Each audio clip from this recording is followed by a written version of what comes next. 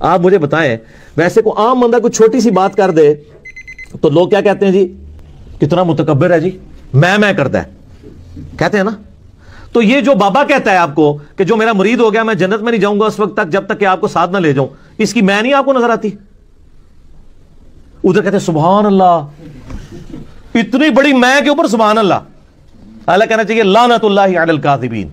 ایسے جھوٹے پہ اللہ کی لعنت ہو جو یہ دعویٰ کر رہا ہے.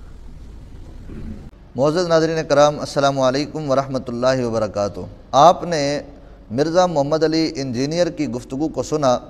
جس میں وہ یہ کہہ رہا ہے کہ اگر کوئی عام آدمی کوئی چھوٹی سی بات کر دے تو لوگ کہتے ہیں کہ یہ دیکھیں کتنا متکبر شخص ہے کہ اس کے اندر میں آ گئی ہے. کہتے ہیں آپ کو اپنے بابوں کی میں نظر نہیں آتی؟ آپ کا بابا اتنا بڑا جملہ کہہ گیا, اس نے اتنی بڑی بات کر دی, اس میں آپ کو اس کا تکبر نظر نہیں آتا کہ آپ کے بابا نے کہہ دیا کہ میں اس وقت تک جنت میں نہیں جاؤں گا جب تک میں اپنے مرید ہونے والے تمام مریدوں کو میں جنت میں نہ لے جاؤں. جو میرا مرید ہو گیا میں اس کو جنت میں لے کے جاؤں گا, اس وقت تک میں جنت میں نہیں جاؤں گا. کہتا ہے یہاں آپ کو میں نظر نہیں آتی, یہاں آپ کو بابے کا تکبر نظر نہیں آتا, اور ساتھ میں یہ کہتا ہے کہ لعنت ہے اس شخص پر جو اس قسم کا دعویٰ کرے. تو حضرات محترم میں یہاں پر عرض کرنا چاہتا ہوں کہ کتابوں کے اندر الفاظ لکھے ہوتے ہیں, رویے نہیں لکھے ہوتے. کتابوں کے اندر عبارتیں لکھی ہوتی ہیں, تاثرات نہیں لکھے ہوتے کہ کسی کے بات کرنے کا یہاں رویہ کیا تھا, یہاں اس کا لب و لہجہ کیا تھا, یہاں اس کا انداز کیا تھا. بہت سارے جملے ایسے ہوتے ہیں جس میں رویے کا ہونا, تاثر کا ہونا, وہ اصل میں اس کا جملے کو بیان کرنے کے لیے بنیادی طور پر اس کا کردار ہوتا ہے. اب جس قسم کا جملہ حضور شیخ عبد القادر جیلانی, محبوب سبحانی, قطب ربانی, میرا محی الدین, غوث پاک رضی اللہ تعالیٰ عنہ, شاہ بغداد رضی اللہ تعالیٰ عنہ نے جملہ ارشاد فرمایا ہے, اس میں جو تاثرات ہیں, اس میں جو رویہ ہے وہ اور ہے. اور جو رویہ مرزا محمد علی انجینئر نے اختیار کر کے سامعین کے سامنے پیش کیا ہے, اس کے اندر واضح طور پر تکبر پایا جا رہا ہے. اور جب کبھی آپ اس قسم کے جملے کو ان پاکیزہ بزرگوں کے ساتھ جن کی زندگی کا ہر پہلو عبادات سے, ریاضات سے, تقوی اور پرہیزگاری سے, صوم و صلات سے, صدقات, خیرات اور حسنات سے عبارت ہو, ایسی بزرگ ہستیوں کے متعلق اس قسم کا جملہ اور اس پر اس قسم کا بھونڈا تاثر آپ بنا کے پیش کریں گے تو جو بھی اس جملے کو سنے گا اس کے ساتھ ہی اس کے دل کے اندر اللہ والوں کی نفرت پیدا ہو جائے گی, اللہ والوں کا بغض اس کے دل کے اندر پیدا ہو جائے گا, اور اس کے دل کے اندر کینہ پیدا ہو جائے گا, اور اس کے دل کے اوپر اس اللہ والے کے متعلق بدگمانی پیدا ہو جائے گی. اور اس بدگمانی کا سبب کون بن رہا ہے؟ مرزا محمد علی انجینئر. کیونکہ اس نے اپنا تاثر, اپنا رویہ پیش کر کے اس رویے کو حضور غوث پاک رضی اللہ تعالی عنہ کے رویے کی طرف منسوب کیا. جملہ ان کا لیا, رویہ اپنا اختیار کیا,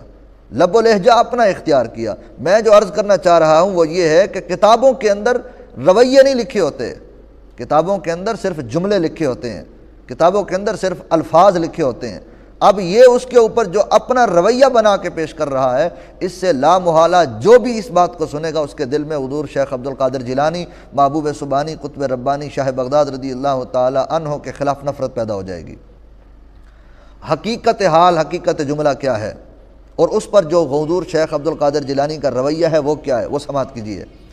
حضور محبوب سبحانی, قطب ربانی, شیخ میرا محی الدین عبد القادر جیلانی غوث پاک رضی اللہ تعالیٰ عنہ یہ فرما رہے ہیں کہ جو بندہ میرا مرید ہو گیا, جس بندے کی نسبت میرے ساتھ منسلک ہو گئی, یا جس نے مجھے اس قابل سمجھا کہ وہ مجھے اپنا شیخ تصور کرتا ہے اور وہ میرے ساتھ منسلک ہے اور وہ میرا طریقہ کار اختیار کرے گا, جس طریقے کو اختیار کر کے میں نے اللہ کی قربت حاصل کی ہے, میں نے دین کی تعلیمات کو اختیار کر کے مصطفیٰ جانے جانا صلی اللہ علیہ وسلم کے فرامین پر عمل کر کے جس طرح میں نے رب کا قرب حاصل کیا ہے, اسی طرح اگر جو کوئی بندہ میرا مرید ہوگا, میرے سلسلے میں داخل ہوگا, تو وہ ان تعلیمات پر کما حقہ عمل کرے گا. اگر اس سے زندگی میں کہیں دانستہ یا غیر دانستہ طور پر کوئی خطا ہو گئی جس کی وجہ سے اس کی کہیں پکڑ ہو گئی, تو میں اللہ تعالیٰ کے دربار میں اپنے اس مرید کے لیے بخشش کی دعا کروں گا, التجا کروں گا, گڑ گڑاؤں گا, اور اللہ تعالیٰ کے دربار کے اندر میں التجائیں کر کر کے عرض کروں گا باری تعالیٰ میرے اس مرید سے خطا ہو گئی، یا اللہ اس کی بخشش فرما دے، اور جب تک اس کی بخشش نہیں ہوگی میں مسلسل اللہ کے دربار کے اندر التجائیں کرتا رہوں گا، بخشش کی دعائیں کرتا رہوں گا۔ ان کے جملے کا مقصد یہ تھا، اور وہ انتہائی نرم رویے کے اندر، یعنی یوں کہ ایک بندہ اپنے رب کے دربار کے اندر اپنی عاجزی اور انکساری پیش کر رہا ہے۔ مقصود غوث پاک یہ ہے، اس میں تکبر کا کوئی دور دور تک کوئی شائبہ ہی نہیں ہے، اس کے اندر کوئی شک ہی پیدا نہیں ہوتا اس میں تکبر کا، کوئی کسی قسم کا رویہ اس میں پیدا نہیں ہوتا تکبر کا۔ لیکن اس جملے کو جب مرزا محمد علی انجینئر نے پڑھا، چونکہ اس کے باطن کے اندر اولیاء کا بغض ہے، اولیاء کی نفرت اس کے دل کے اندر کوٹ کوٹ کے بھری ہوئی ہے، اس نفرت کی وجہ سے اس نے اس جملے کو غلط معنوں میں لیا،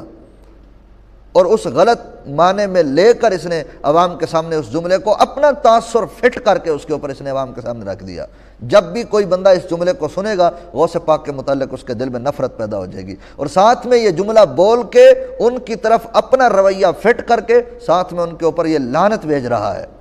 اور پھر کہہ رہا ہے کہ لعنت ہو ایسے شخص پر جو اس قسم کا دعویٰ کرے۔ یہ غوث پاک رضی اللہ تعالیٰ عنہ کا دعویٰ نہیں ہے، یہ غوث پاک رضی اللہ تعالیٰ عنہ کی عاجزی اور انکساری ہے، اور دوسری طرف اللہ سبحانہ و تعالیٰ کی بارگاہ میں تعلق اور اس تعلق پر اعتماد ہے